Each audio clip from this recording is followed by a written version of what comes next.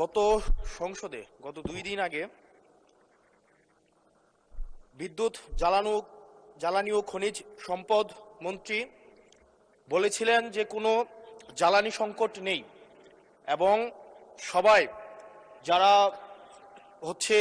তেল সংগ্রহ করতে যাচ্ছে তারা যথাযথভাবে তাদের সেবা স্থান থেকে পাচ্ছে। কিন্তু মাননীয় স্পিকার, আমরা দেখতে পাচ্ছি গ্র্যাজুয়ালি পাম্পগুলো বন্ধ হয়ে যাচ্ছে। আজকে সিলেটের পাম্প বন্ধ হয়ে গিয়েছে। আমরা দেখছি যে রাস্তাতে লাইনের গাড়ির দীর্ঘ সারি এবং আমরা বারবার করে দেখতে পাচ্ছি যে সবাই প্রত্যাশিত সেবা পাচ্ছে না। এবং কিন্তু দুঃখজনক বিষয়, সরকার এই বিষয়টি এড়িয়ে যাচ্ছে এবং মন্ত্রী এই প্রবলেমটি অ্যাকনোলেজ করার পরিবর্তে মন্ত্রী আগের মতো আমরা যেভাবে অ্যাভয়েড অফ প্রবলেম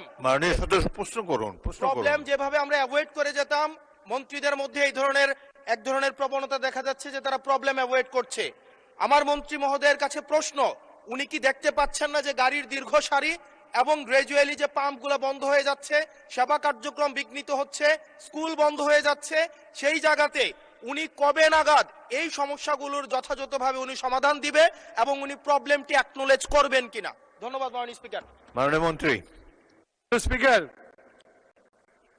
আমরা প্রতিটি পাম্পে যে পরিমাণ তেল প্রতিদিন দেওয়ার কথা সেই পরিমাণ তেল আমাদের পাম্পগুলোতে সাপ্লাই করা হচ্ছে, কিন্তু ইরান ঘটনার পর থেকে হঠাৎ করে বিক্রি বেড়ে গেছে। বিক্রি বাড়া যাওয়ার ফলে যে পেট্রোল পাম্পে যে পরিমাণে তেল দিতাম 1 দিন 1.5 দিন লাগতো বিক্রি করতে, এখন 2 ঘন্টায় শেষ হয়ে যায়। সেই জন্য আপনার মানুষের যে প্যানিক বাইংটা শুরু হয়েছে, লাইন দেখা যায় কিন্তু পেট্রোল সাপ্লাই হয় না, এটা ঠিক না। পেট্রোল প্রতিদিন সাপ্লাই করা হয়।